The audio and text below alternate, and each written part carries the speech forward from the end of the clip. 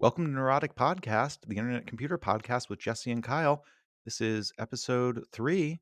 How are we doing, Kyle? Doing pretty good. Not bad at all. Little tired. I feel like I'm Yeah. carrying two full-time jobs right now. Is this one of your full-time jobs, It's podcasting? it's a subset of one of my full-time jobs. Every week I'm like, I gotta write something, and then I always feel a lot of pressure to make it really, really good. And but we're gonna talk about what both of us wrote this week, I think, in just a minute. But before we do that, let's start with a little bit of follow-up. Follow-up is where we check in on some areas of interest, some pet topics that we're following along. And in this case, I wanted to check in on market manipulation on Entrepot. I see Bybart, I'm probably pronouncing that wrong, posted an update. Easy Stevie and the team at Entrepot has responded to the market manipulation that we talked about last week.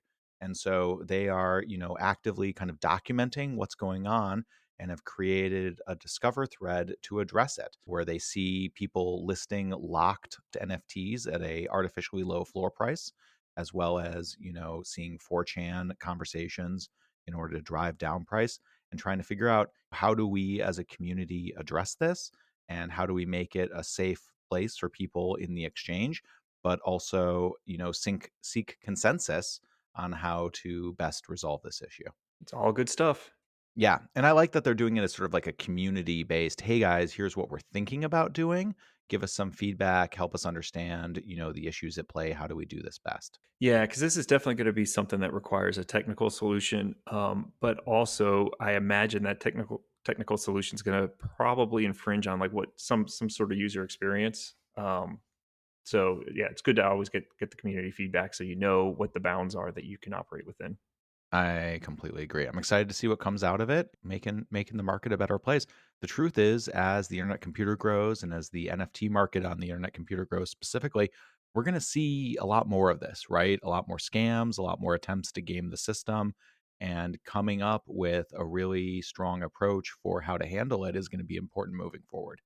Yeah, and yeah, this one does feel different than let's say like a rug pull, because there is a technology advantage to one party or to multiple parties, but the average person is at a disadvantage when somebody's interacting directly with the canister or able to make multiple mints, whereas other people are limited to minting through the user interface.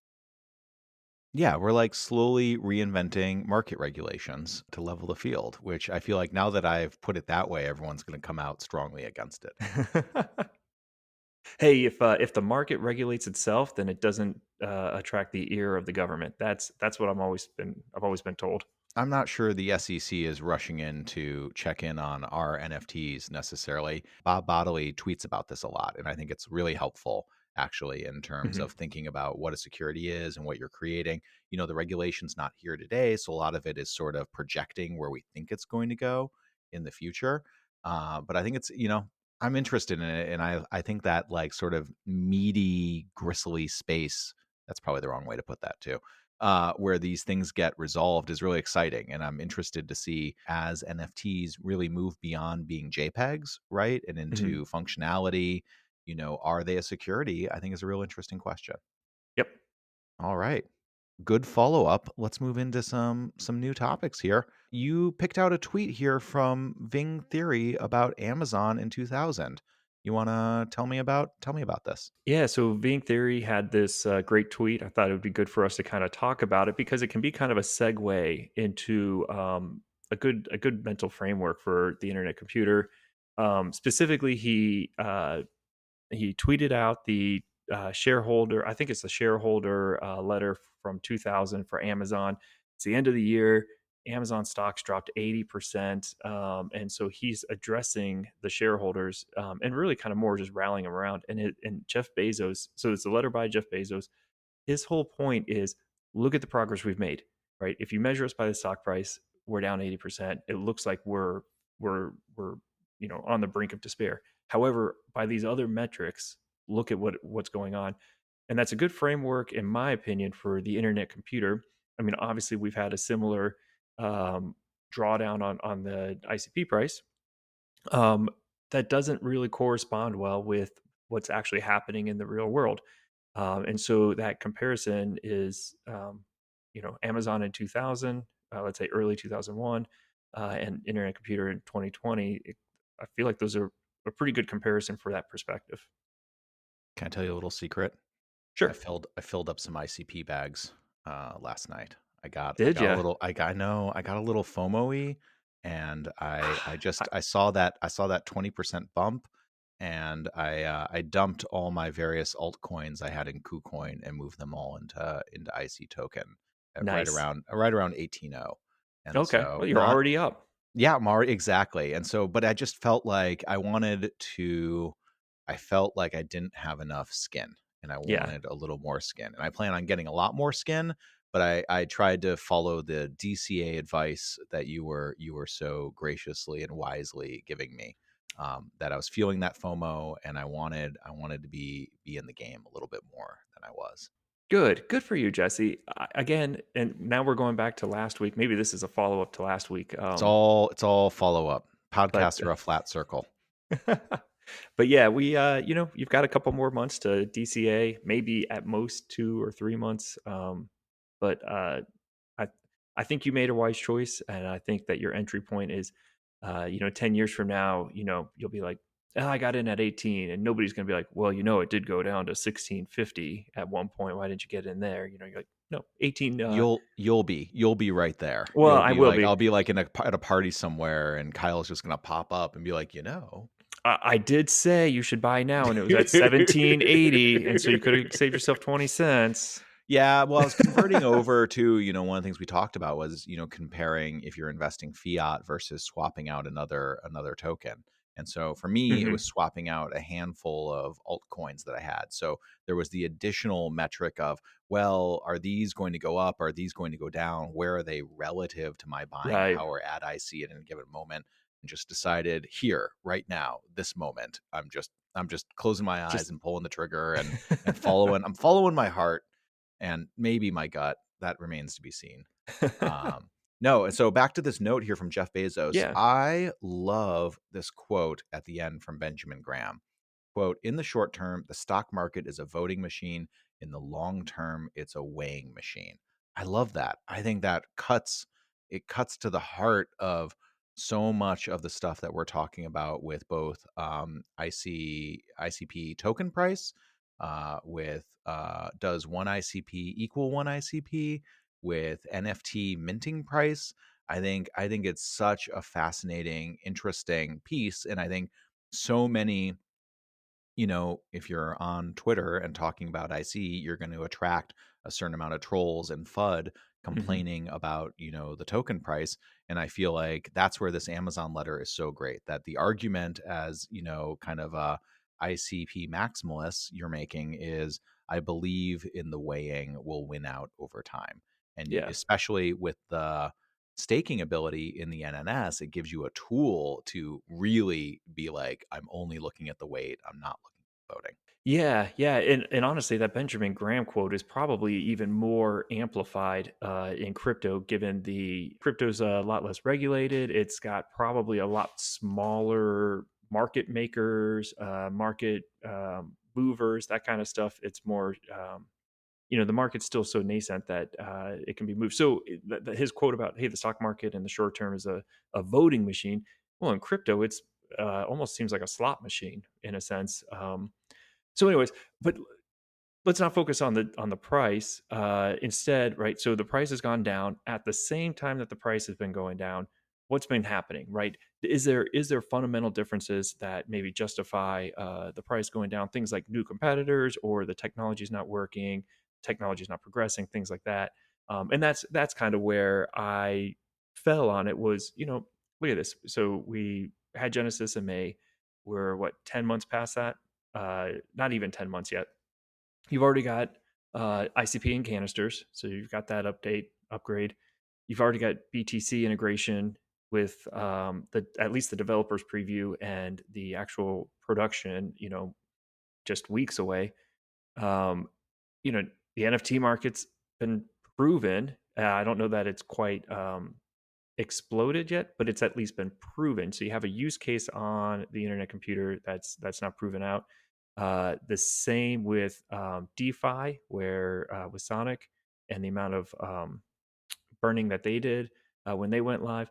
But then, probably most importantly, is this the success of the early apps, right? So if you remember, like Open Chat used to be called, was that Can Can? District was called something else. It was two words together. But anyways, Discover obviously has always been called Discover. But you had this time last year in May or June where these were like very small projects that more or less Definity was handing kind of over to other organizations, and we didn't know whether or not they would succeed, or would they gain following, would they, is this concept even meaningful? And we're already seeing that it's meaningful, right? All three of those apps are performing well. You've already got examples where they're integrating Web3 ideas like NFT integration into their apps. You've got other apps kind of in the behind them with Catalyze and Tagger. So you just look across the landscape. You've got use cases that are proving to work.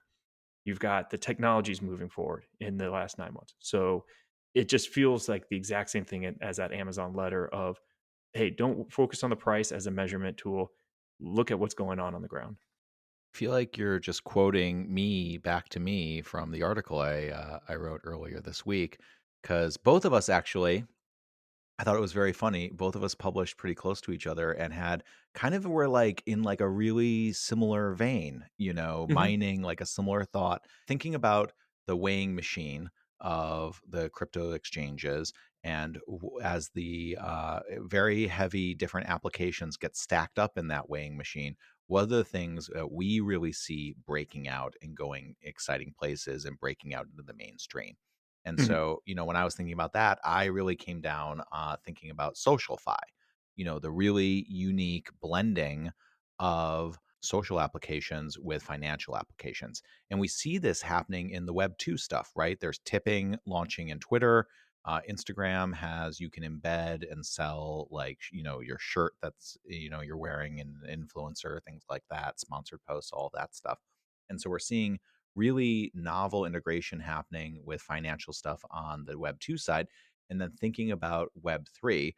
And to me, I think we talked about this in episode one. What I'm so excited about with applications being built on the internet computer are things that build on existing Web 2.0 infrastructure and then adds in Web 3 blockchain and wallet and crypto functionality in novel and interesting ways. And so that's sort of the idea I really tried to focus and zoom in on in this article is it doesn't need to be like, hey, here's a whole new way of handling money. Hey, here's like a completely different thing. It's way more like, here is a new thing you already know that integrates money handling in a new way that takes advantage of it. And instead, I think of the crypto functionality instead of being like the beating heart of the thing, it's like a nice little bonus that you get on these applications. And I think that's what's going to get mainstream appeal. And so, kind of thinking about that, and in my mission to hand out $1 million startup ideas to anyone that wants them, you know, thinking about different ways that you can add in blockchain functionality to social apps in ways that are going to appeal to the mainstream, not just to kind of crypto nerds like you and me. Yeah, and that your article does a good job of touching on this point that the average person, right, if they're interacting with crypto, it's on Robinhood, or they're maybe they've bought an NFT, or they read a story about an NFT. Like, no, the average person's life has not been impacted at all by crypto. The average person's impact on crypto is their friend that's really into crypto that won't shut up about it. I have a feeling two of those people are here. I'm definitely that person. I'm that bowling ball going towards my friends who are the pins, and it's just unwanted crypto conversation coming right at I them. I actually have the opposite, where I see we're right off on this digression here. Social norms when talking about crypto, but I think this is good. A little crypto conversation etiquette. So we're talking about talking to people in the real world, which feels like a foreign sci-fi concept in our current semi post pandemic reality. What I have found is I almost sometimes when I tell people I work in crypto, I'm almost a little apologetic about it. When you tell people you work in beer, they are so excited to tell you how exciting it must be to work in beer and all their favorite Mhm. beers. And you work in crypto and they tell you about their great aunt that just got scammed using Bitcoin. I get that. Or they think like, "Oh, you don't look like a 18-year-old, college dropout," kinda No, thing. I mean, you do look 18. Don't slight your looks here. It's all the kids Uh, I've had. Yeah. Keep me Keeps young. keeps you young.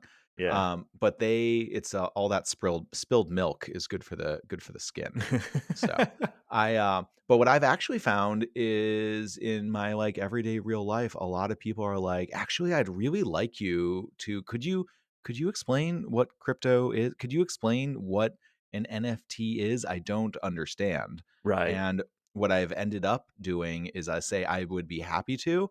I just wanna reiterate, you have a trigger you can pull at any moment to be like, "I would rather not be being pitched," because it kinda turns into a sales Here meeting, you here's the know? safe word. Yeah, exactly. We establish a crypto safe word.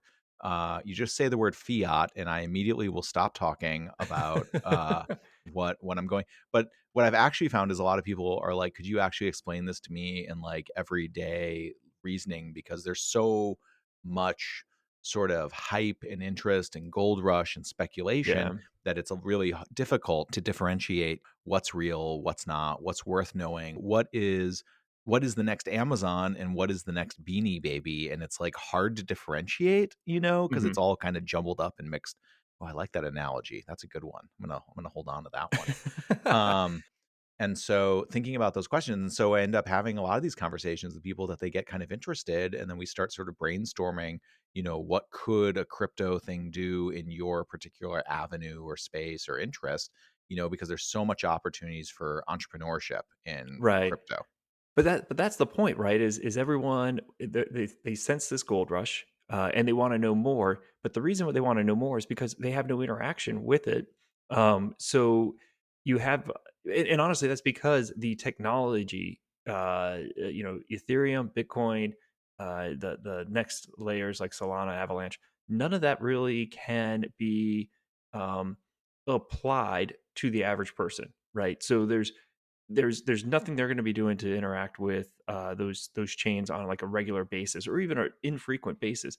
I think the internet computer, because it can serve web, offers that first opportunity to where somebody could actually interact with the blockchain and not even know it, right?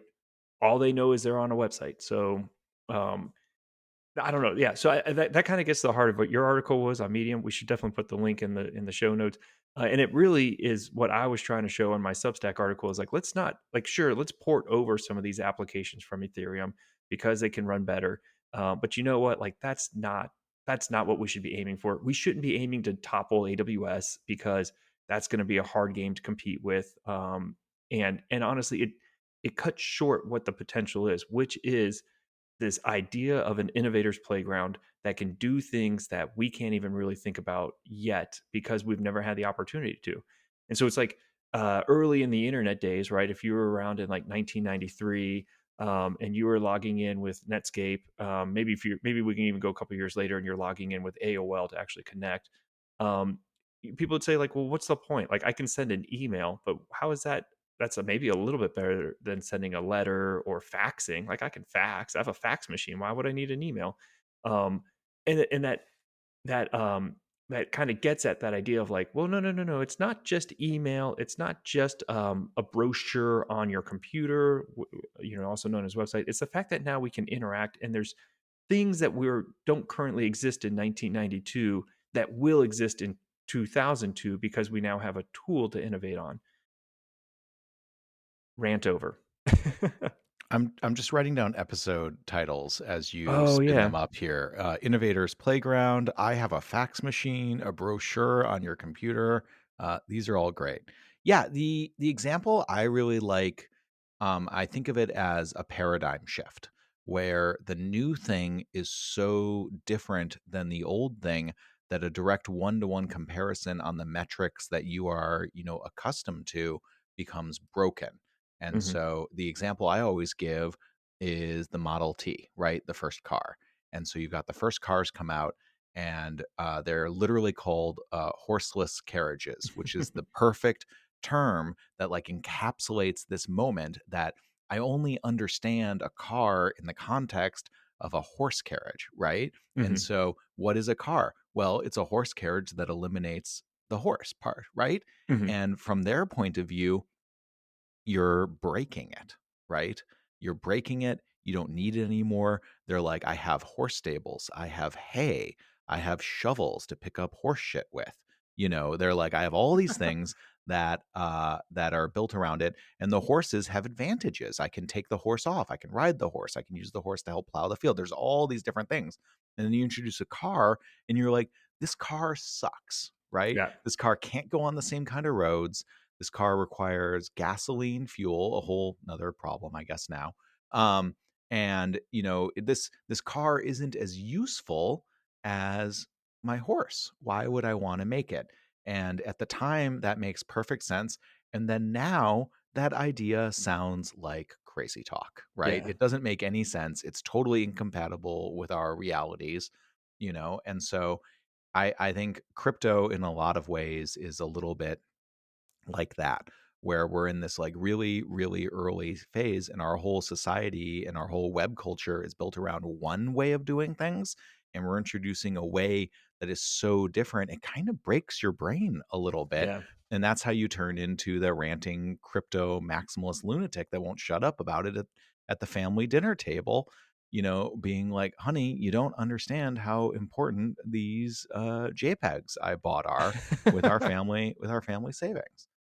She's like, "Well, they suck as Christmas gifts. I wish you didn't spend all our Christmas money on those." I would not recommend an NFT as a Christmas present too. You Or know I wouldn't recommend an NFT as the only Christmas present. Let's go with that. If you want to give someone, if you have to, when you there a strong advice is if you get your kids a PlayStation or like a Nintendo or something like that for Christmas, you Mhm. really really want to take that out of the box the night before, hook it up to the internet, and spend 4 hours running updates and doing tech support. Mm. And I think giving someone an NFT is a little bit like that.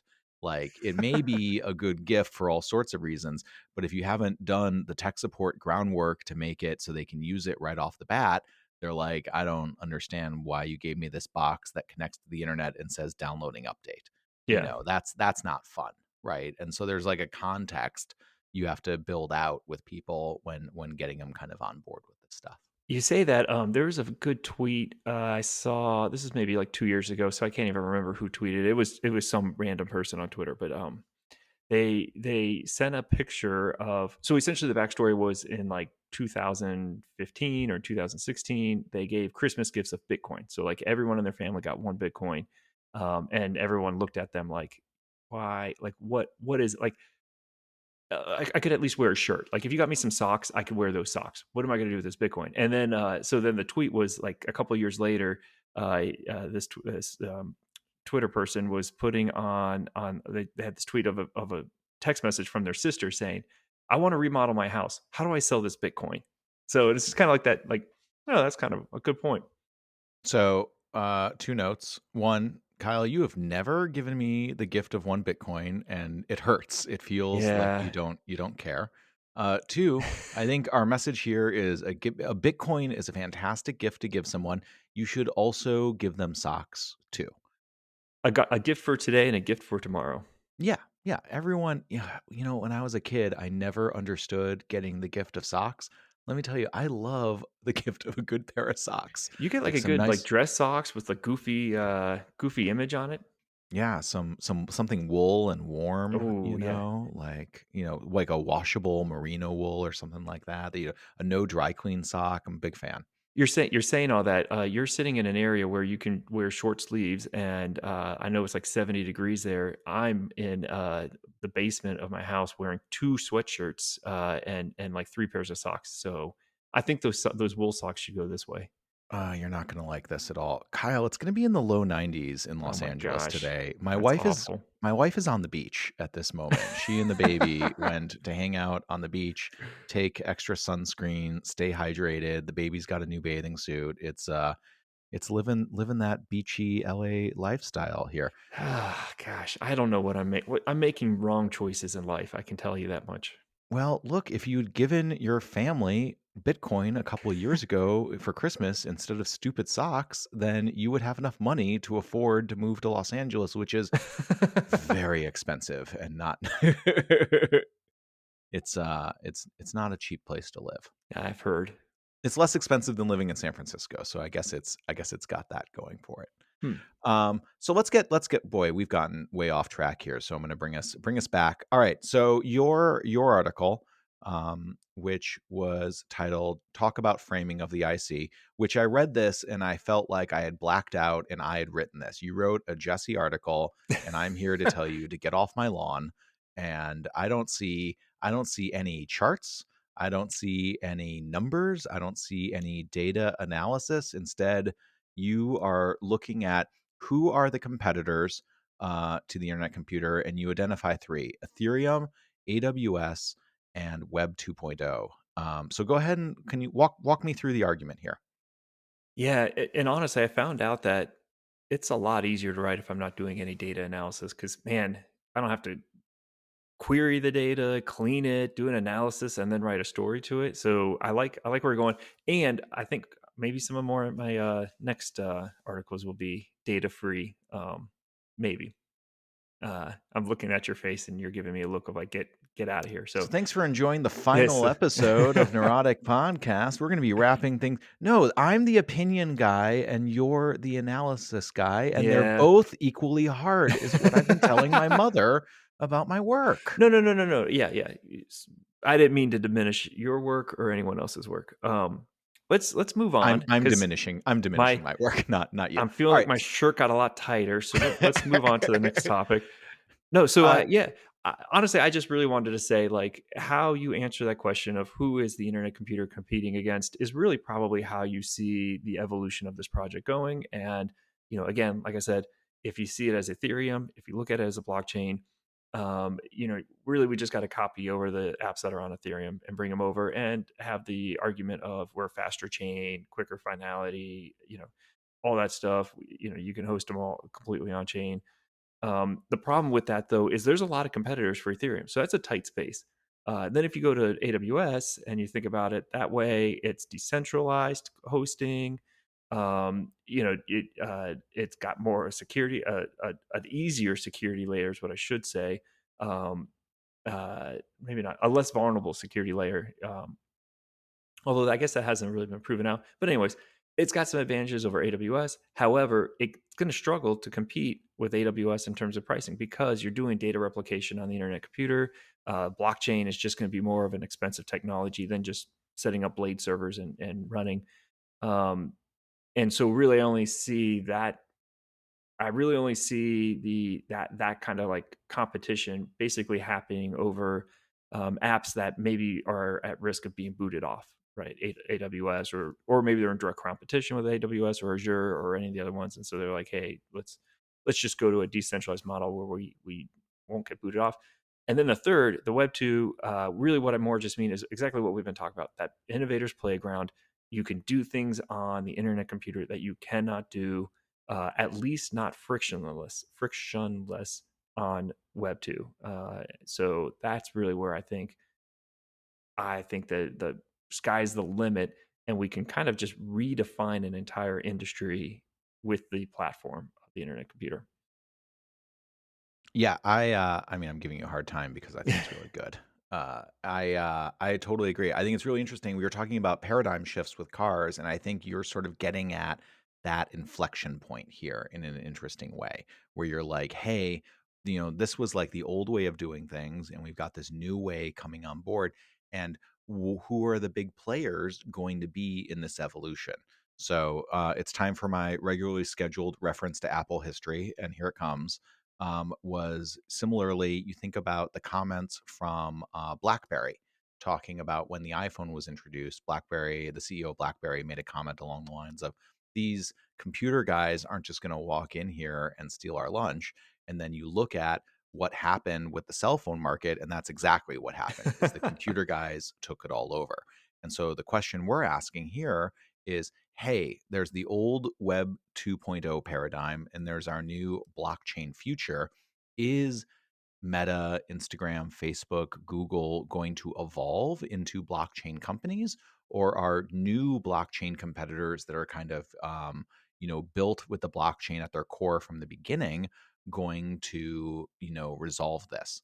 And I think what's really interesting about ICP in a lot of ways is it kind of splits the difference in like a really interesting way, right? Hmm. So it says, hey, we've got that web hosting piece that you want right here, and we've also got that blockchain piece, and we're putting them together like two great tastes, like chocolate and peanut butter, that are more than the sum of their parts. And there's actually advantages to having these things all tied together, because you could totally, I don't think there's any reason you couldn't build a non-blockchain application, web application on IC. You could be using it just as an AWS competitor and ignoring all the blockchain ledger, abilities that it has, and you'd be kind of a fool to do so because you're not taking advantage of, this is kind of the point I was making, is hey, you've got these things together, and it's the interaction of them, it's the integration of these things together, it's the holistic sum of their parts piece that really makes the whole thing shine as a platform. And that's what makes it really exciting. Yeah, no, totally agree. I think you captured that point in your article as well. Really, that merging between Web 2 and actual useful blockchain technologies. If anyone hasn't read it, I definitely recommend reading Jesse's Medium article. Worth your time. It's quick too. Well, this has been Jesse and Kyle read their Their own. writing to each other live on the air like a bedtime story to each other. This is great. Is there any other patting on the back we can do for each other? Have we I left anything out yet? I mean, I we'll find out. I'm really optimistic that I have resolved my sound quality that has plagued me with this podcast. I think I'm sounding a lot better. And if I don't, I edit the show, so I'll be cutting this piece out if it doesn't work. But I'm optimistic that we're getting there. Let's get into a little bit of controversy, I think, here. A little controversy in the IC world. We've seen a bunch of stuff. I'm gonna try and provide a little bit of a timeline to what's going on, and then I'm curious to see what you think about it. So, IC Boxy, one of the most exciting and sort of hot NFT projects that's about to launch on Entrepot. We're recording it. They're going to be launching this weekend.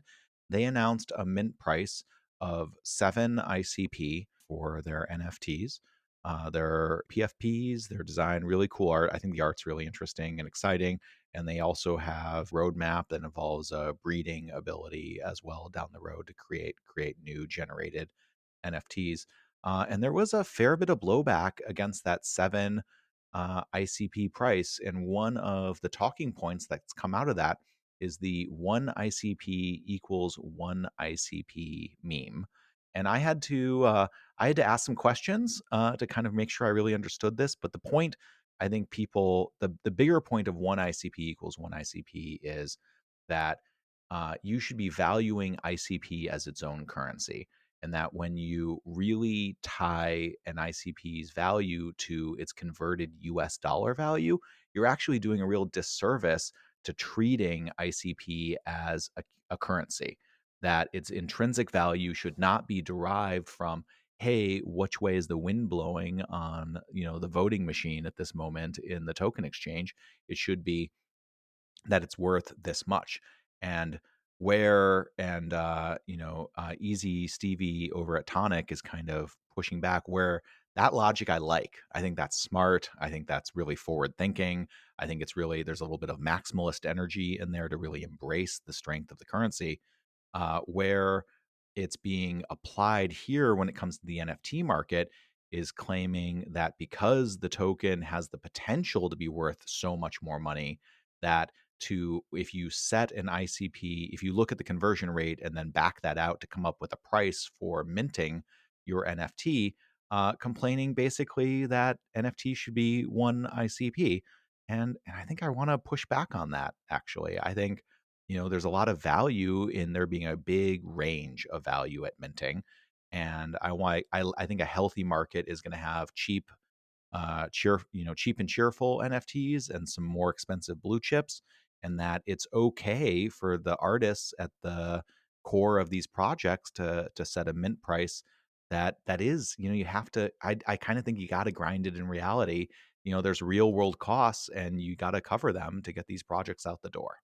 Yeah, I kind of look at it from the point of view of when you're doing a mint, there is you're essentially creating value, right? You're minting these NFTs, those have value, and so if you imagine whatever the total pool of people willing to mint at whatever price they're willing to mint at as like the total value that could be grabbed, I look at this as like a pie. So the NFT creator wants to probably capture as much of that pie. The NFT minter probably wants to capture as big of that pie. And so really this question is coming down into like who should get more of that pie.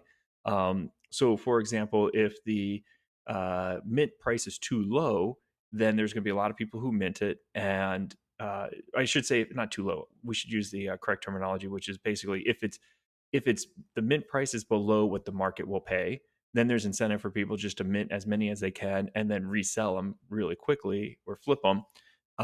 If it's minted too high, then the um, value then basically the entire pie misses out on some value because there's things that don't get minted. And so yeah, I mean, I think I fall in your bucket where it's like it's up to the project to pick the price, but that's a boring perspective if we're both taking the same argument. So maybe I'll try to take the other side and say, is it really a sign of like greediness, or is it fair to previous projects that maybe minted at 1 or 2 ICP, and now there's others coming in at 7 or 5 ICP? Kyle, you greedy son of a bitch. I can't believe you are staking out that position just for the sake of argument. What did BTC flowers mint for? So whitelist was 3 ICP. The regular public was 5 ICP, and that had a big backlash. I don't know if people remember. Memories might have got wiped uh, when it popped up to 200 or 400 ICP, but that 5 ICP was actually very controversial at the time. Yeah, I think part of it is a little bit of short memory where people are projecting. So I think there is a little bit of greed and a little bit of motivated thinking happening here. I think there is a little bit of retail traders and buyers thinking that is coming out of my margin. That if Hmm. this is worth 7 ICP, you should be selling it for 1 ICP at mint. And I, the trader, should be capturing that additional 6 ICP in revenue. But let me give, I guess, I'm going to switch sides. I'm going to give you a talking point here.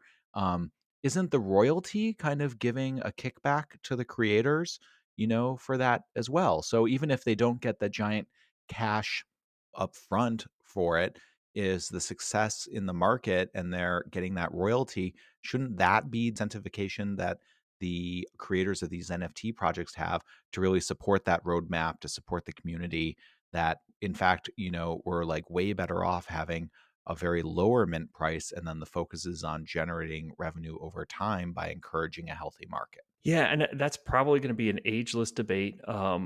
It's not that much undifferent than other markets where you might say, "Hey, if you facilitate a healthy market and a lot of transactions, then you'll actually make more money long term." Um, but again, you're really so using that example, right? If something's worth 7 ICP, poor Boxy, we're using their numbers as like our use case here, but I'm planning to mint one. I have every intention to purchase one for myself, and so I don't mind saying that, and then I don't mind using them as they're an example because they have done such a Mhm. successful job, with rolling out their project, and so the bright light shines on them, and this is what happens. Yeah, no, no, no. You're absolutely right. And so, so my perspective would be, so like you said, wouldn't it be smart to just mint it? Let's say it's worth 7, instead of minting it at 7 and having all the holders basically having no way to move up their price. Instead, maybe mint it at 3.5 or something like that, and then that way, then this marketplace can kind of move. But essentially, what you're doing there, if in this case, if you're Boxy, is let's say your royalty is even 10%, which is pretty high. You're still forfeiting. It's not like when I don't think that the marketplace actually explodes the way people do. I think what you do is you have um, a sudden spike in marketplace activity.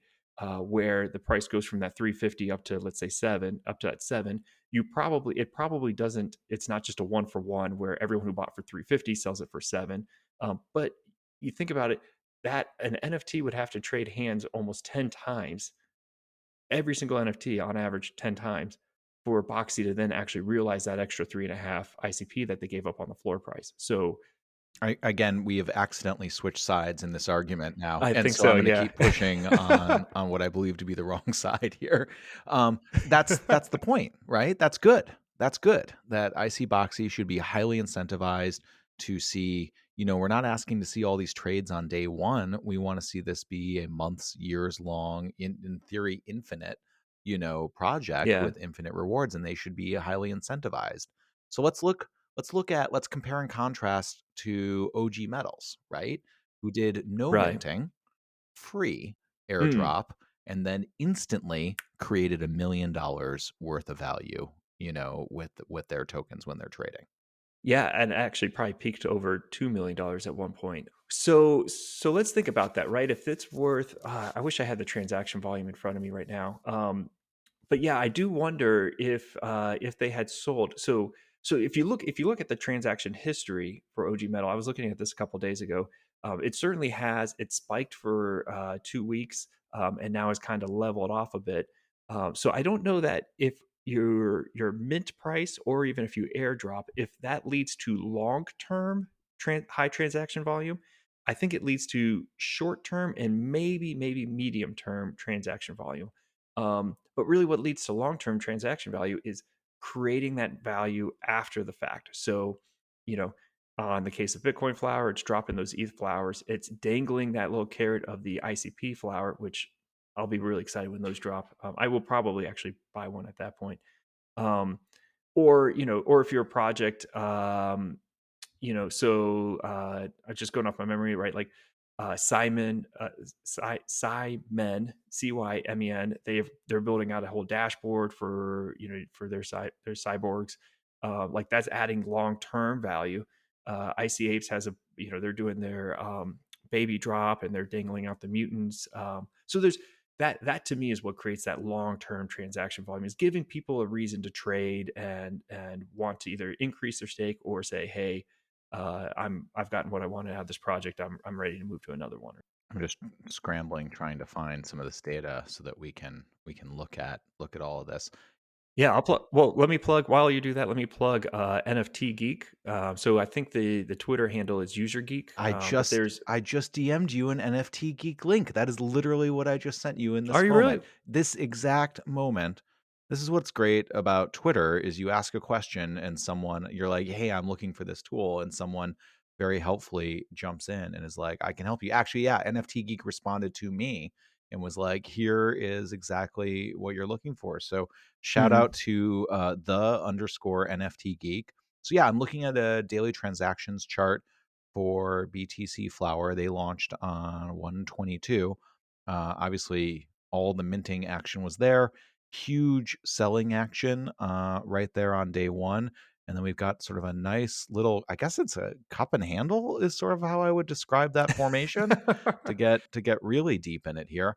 And then it's real slow, just a handful of transactions here ranging from like 1 to 10, it looks like, on most days.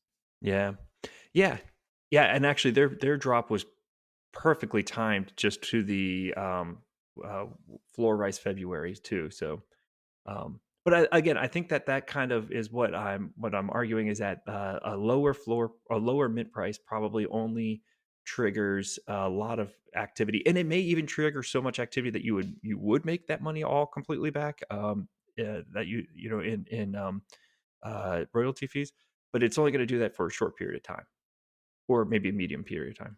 Well, hopefully all time, right? I think that's where the roadmap, the community building, the long-term, involvement really comes in. And then I kind of come around to a question of, well, should this be an NFT or should this just be a straight up token?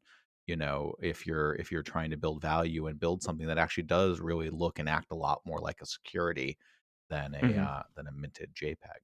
So I guess to kind of try and reconcile our two alternating opinions is that I would never advocate for anything that takes a tool away from innovators and entrepreneurs on the platform to try new things and create new things. And so I Mhm, would very much like to see an NFT project that mints for zero point 0.1 ICP in the near future.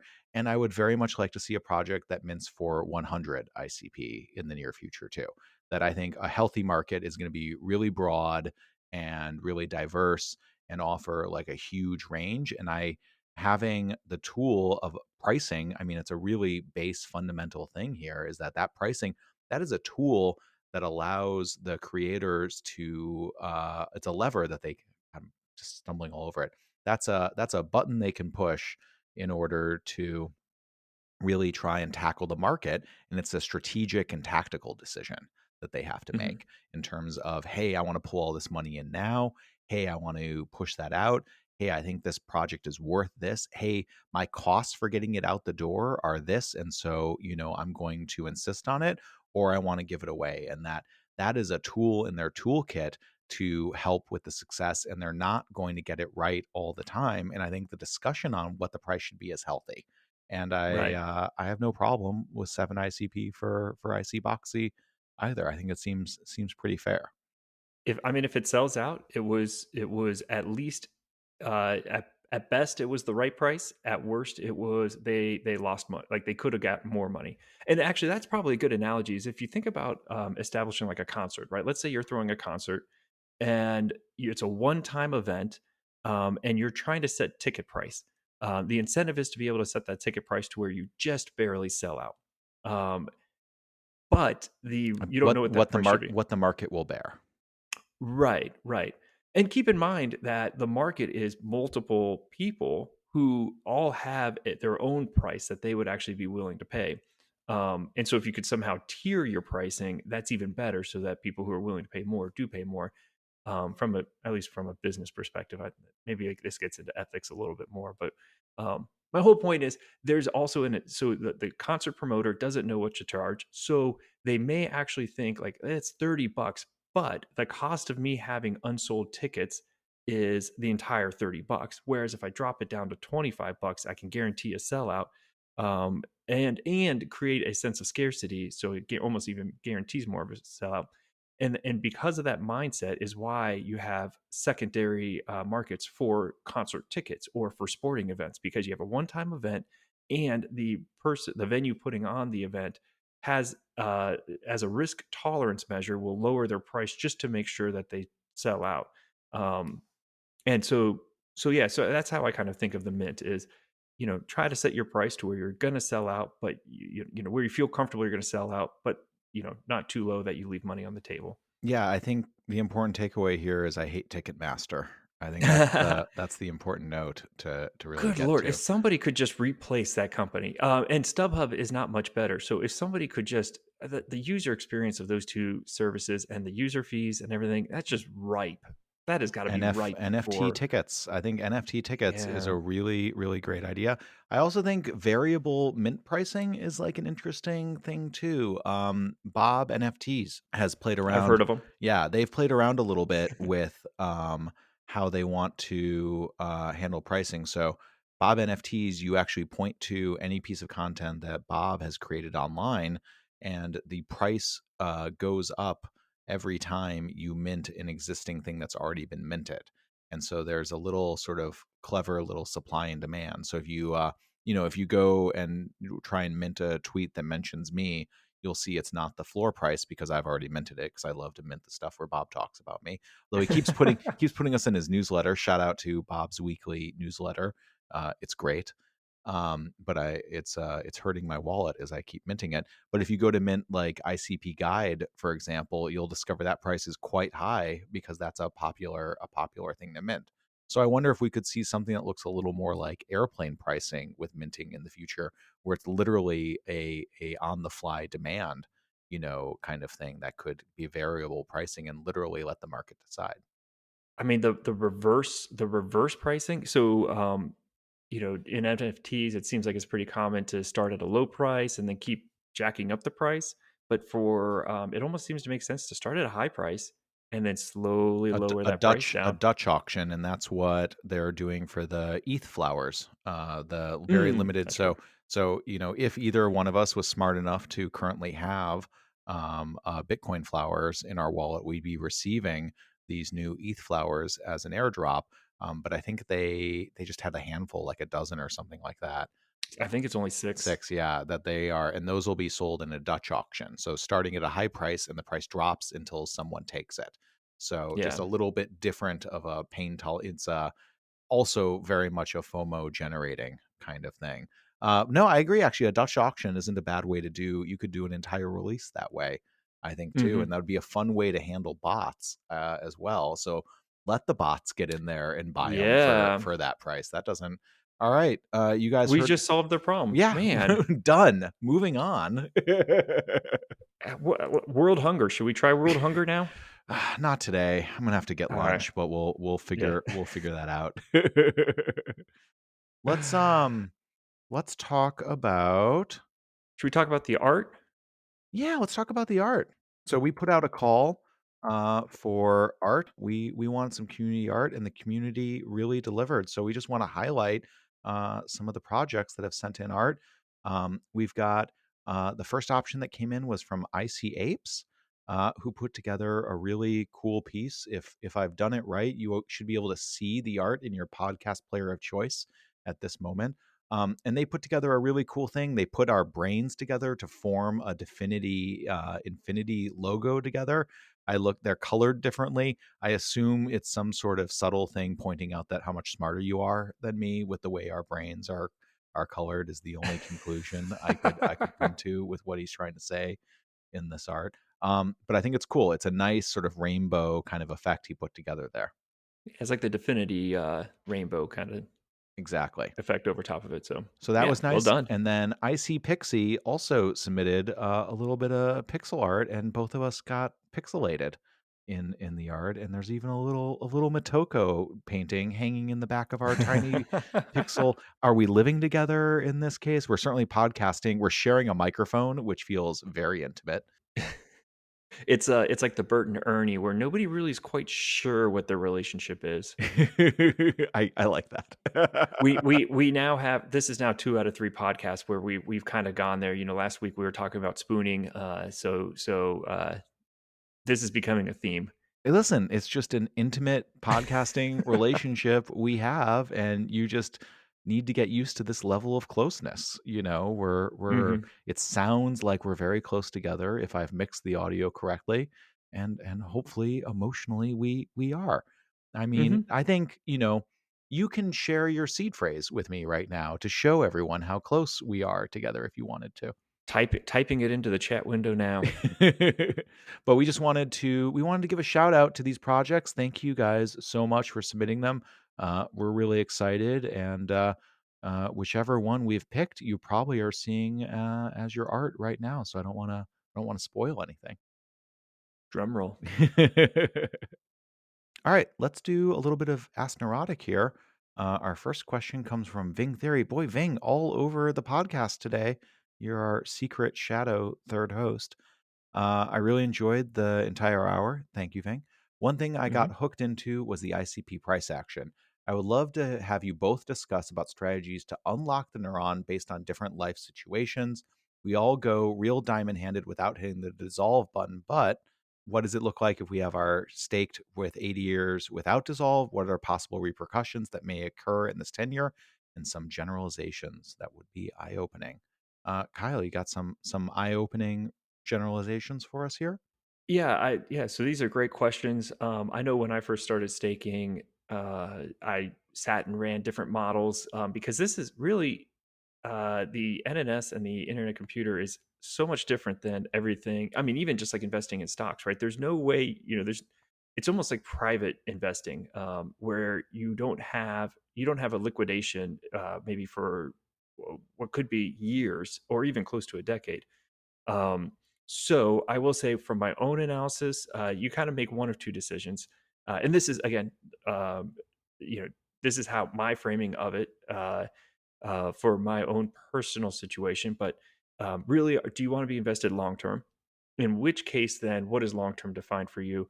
And it's almost always better to so if you say it's like 4 years, it's almost better to stake for 4 years and hit dissolve than it would be to stake for, let's say, 1 year and wait 2 years to hit dissolve. Did I do that? No, 3 years to hit dissolve.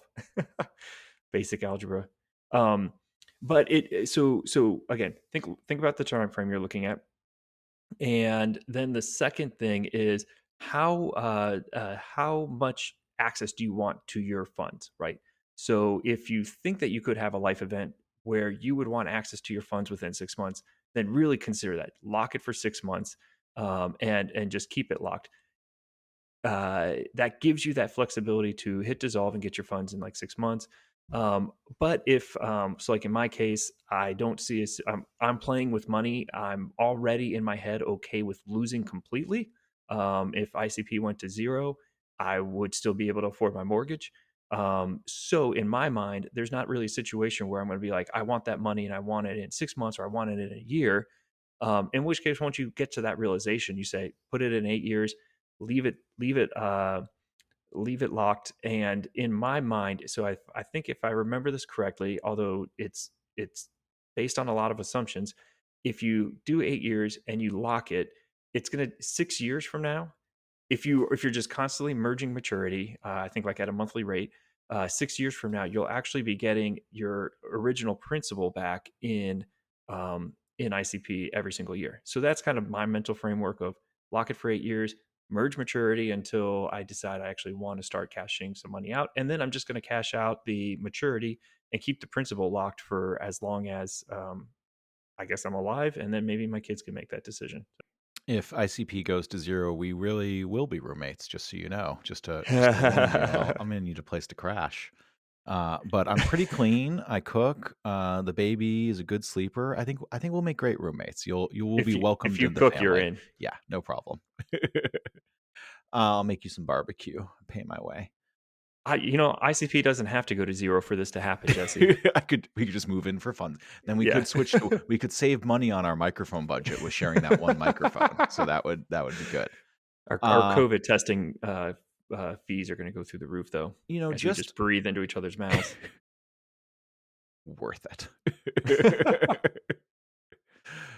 Just one giant bed that we all live in, like the beginning of Charlie and the Chocolate Oh Factory. yeah, Yeah, with that grandpa that's pretending he can't get out of bed and then gets up and dances. and he's yeah. Ah, Well, you just need the right motivation in life. like gobstoppers.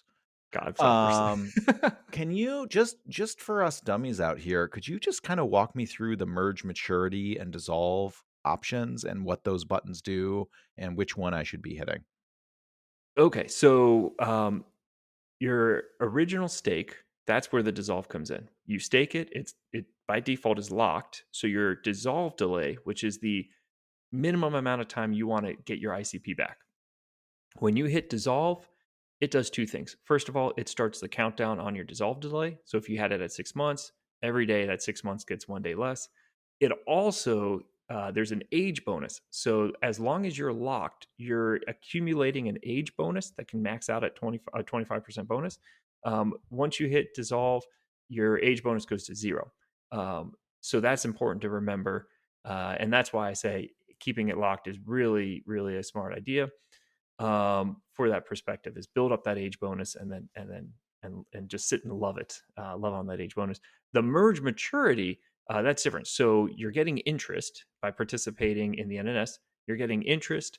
That interest is called maturity, and you have one of two options. You can, or I guess you got three options.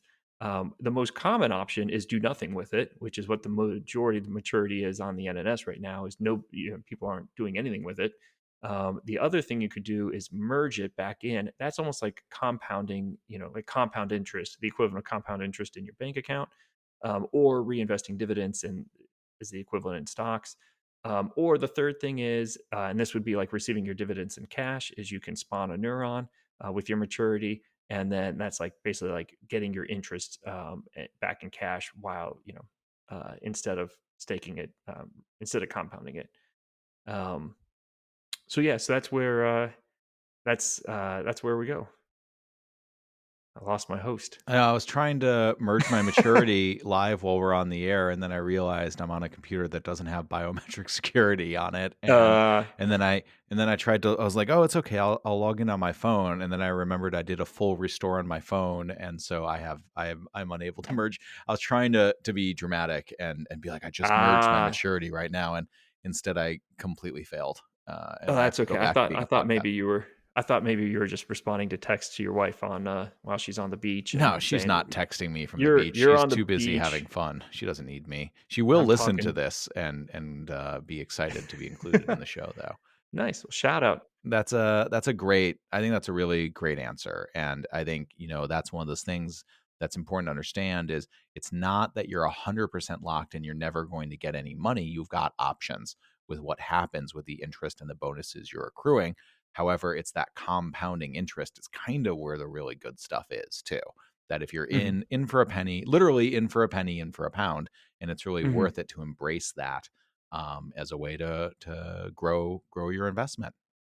I'll say when you're locked for 8 years, the price doesn't matter so much. You get this nice peace in life. It's very zen-like of like, "Hey, like, how do I even forecast 8 years from now? I can't. So, I'm just okay with the price can do whatever it wants. Just If it just goes just think for a minute about how old your kids will be 8 years from now, and, Yeah, yeah, no, I mean, it's crazy because then you think 8 years from now, my if I unless I've dissolved, hit the dissolve button, it's still got 8 years on it. So what is the situation where that's I wonder this, like, what is the situation where I say, "Okay, now I know 8 years from now I want my money back?" And it's really I don't know, it's, an interesting mind game to play mhm. with yourself. Mhm. Well, it's one of those it's easy to think about tomorrow, and it's pretty easy to think about next week, and next month isn't too bad. Mhm, Next year, you're like, "Okay, I'm old enough now that a year is a timeline I can kinda wrap my head around." But then you think about 5 years in the future, and it just becomes I don't it's like, where do you see yourself, job interview, where do you see yourself in 5 years? You're like, "Merging maturity." That's where I see merging, myself in merging. still.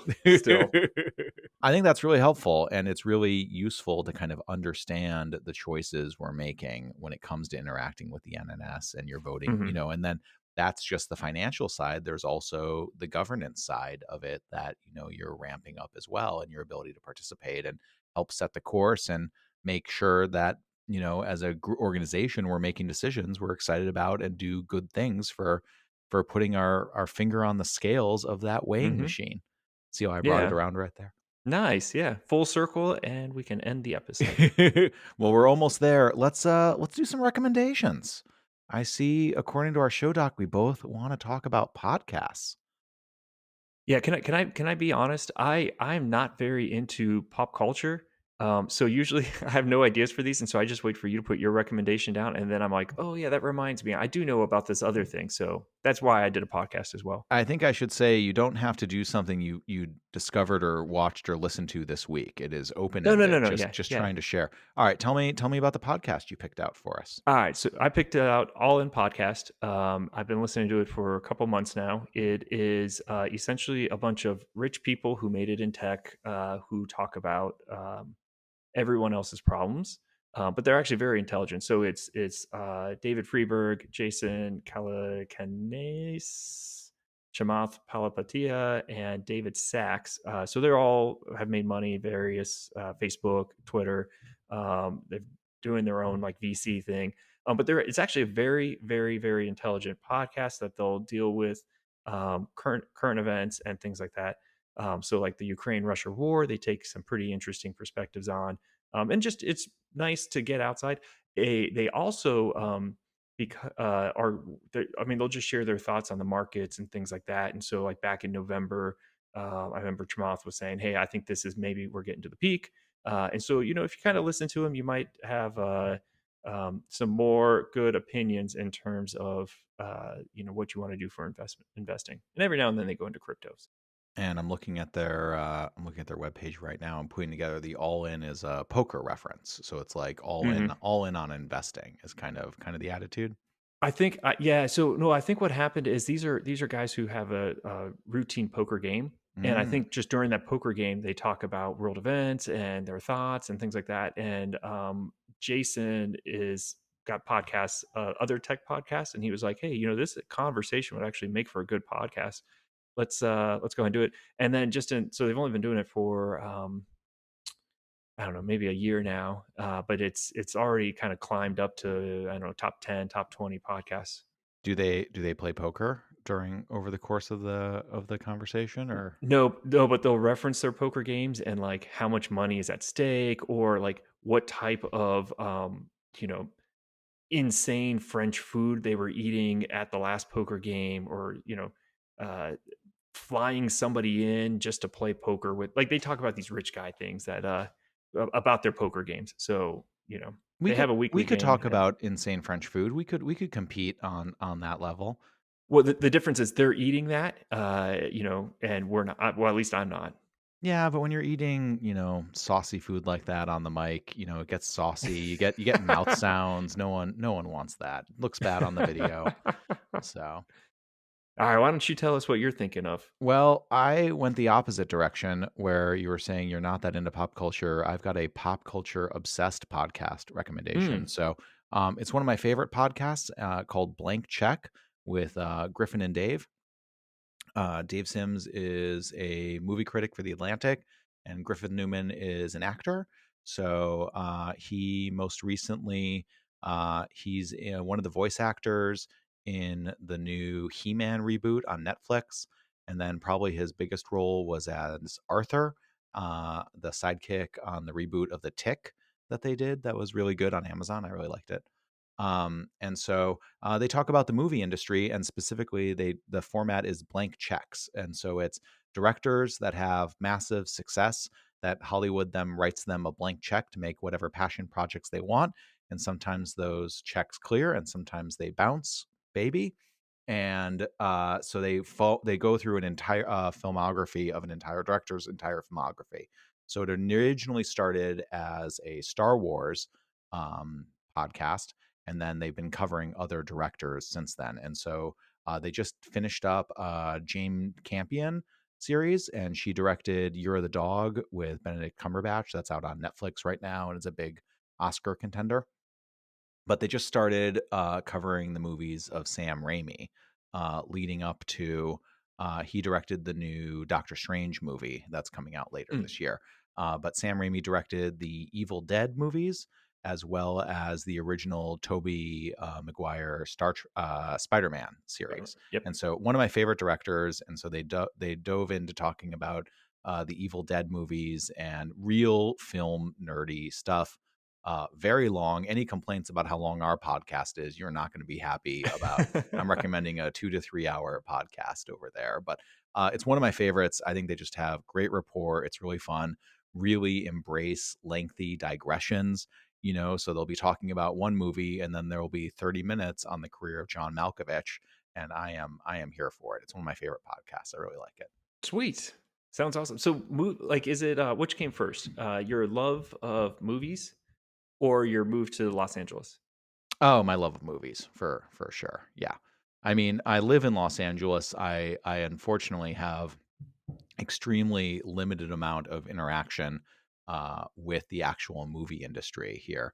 Mm, My brother-in-law works in Hollywood though, so he okay. runs a lighting business, and so he serves as a lighting director on a lot of quite terrible reality shows.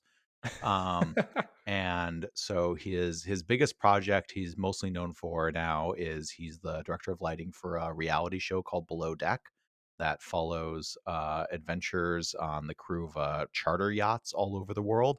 And so he gets to fly all over the world and then hook up lighting for on the boat for that reality show. That's Uh, actually really cool. yeah, yeah, it is actually super cool. So he's been going all sorts of different places. They filmed in Greece, which was really cool before the pandemic. They're on like season 14 or something wild like that. Hmm. And so they did that. He did lighting for Bright, the Will Smith movie with like Okay. what if orcs were cops? Not a very good movie. On Netflix, he worked on a kids TV show called Yo Gabba Gabba. that Biz I've seen Marquee it. was on that was really cool.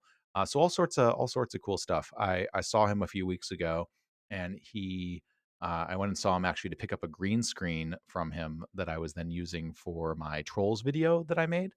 Mm, yeah. And he was director of lighting for a reality TV show called Lights Out that was filmed entirely in the dark. It's a reality show that takes place in the dark. And Okay. I was like, what do you, as the director of lighting, have to do on a TV show that takes place in the dark? And he's like, not much, not a lot. But they actually were filming it using like infrared cameras and things like that. So you set up infrared Okay. lights. And obviously there's like confessionals where people talk to the booth about all their experiences in the dark and Yeah, stuff like that. But that's funny. yeah, living in LA, I do get some celebrity spottings, which is kind of fun. So I saw Mindy Kaling at dinner last week, which was cool, Hmm. at a hot new Roman style pasta restaurant. She was holding court at her table, and I see local comedians in the neighborhood and stuff. Um, Billie Eilish lives in my neighborhood, although I've never run into her. I see Elijah Wood in my neighborhood, like what feels like all the time. And I think we should. I've never had a Hobbit as a friend, but I think Elijah Wood and I could be friends. Maybe he's stalking Billie Eilish. Maybe he's just a big fan, you know. Yeah. Oh, that's good stuff. Excellent. Well, I think we've gotten everyone to waste another perfectly good hour listening to Neurotic here. Nice. I think we should do it again. I think we should do it again. Well, thanks to everyone for listening. Thank you, Kyle, as always, for hosting the show with me. You can follow Kyle on Twitter at Kyle Langham. You can follow me on Twitter at ICPJesse and tweet at us, send us questions, send us follow up, send us notes at Neurotic Pod on Twitter. And we will see you here back next week. Bye. Bye. In my conversations about to docs or not to docs, his feedback was, I really want to be taken seriously as a project. And Mm, of if I am anonymous, then all they can go on is the work that I'm generating. But if I'm not anonymous and I dox myself, maybe people are like, oh, that's this guy I know. It's not like a serious project. And so, right. and I super relate to this. I used to joke in my beer days, our beers were best reviewed before they came out. And that Mhm. because when people are just like filling them with their hopes and dreams and what they imagine it's going to taste like, it's like the perfect beer. And then they get their hands on it and are really disappointed that it's a normal beer or a beer you can taste. And they're like, oh, it's only pretty good. It's not this thing I imagined. Right. And actually think it's a good comparison to Internet Computer. Not being vaporware sometimes is like a Mhm. real anchor on it in some ways. The fact it's a legit project that's under active development and shipping and delivering updates to people, people then judge those updates harshly and they're like, it's not as good as the thing I imagined in my head that didn't exist. Right. Like, and Like, so it's easier if people just just imagine, like, I don't know, maybe Ada, where you can just almost imagine what that might look like and how great it might be, and that reality never has to be challenged. exactly. And so it's that So, it's that harsh react. And so, the decision to dox or not dox, I super get it. I think as rug pulls increase, my advice to people is to dox. I mean, obviously both yeah. of us go by like our real names and we're like fully doxed and extremely online and all that. Um, but I feel yeah, I I was gonna say, I feel like if you put in the work to build social cred, then doxing is smart because you're basically leveraging that, right? All that previous work of building up a profile, plus you're social giving some capital. sort of assurance. Yeah. Yeah. Yeah, it really does give some assurance because if you were to rug pull, so from a buyer's perspective, if that person were to rug pull, they would also lose that social cred. So they have a little bit of skin in the game, almost like a little bit of collateral into the project. But then again, I don't have any projects to worry about, so Yet. doxing's not a problem for me. Yet. Yeah, exactly. It's I mean, we touched on this before where it's social capital that you have the right to spend. And I encourage developers to spend it, right? That it's like Mhm. build trust, especially with something like an NFT project. I think it's really helpful and useful and good for the community for there to be like a backing of a social trust and social contract because so much of this stuff is community building. And Right, so, right. yeah, it's a interesting, space where, identity and crypto culture kind of interact, I think, in really interesting ways.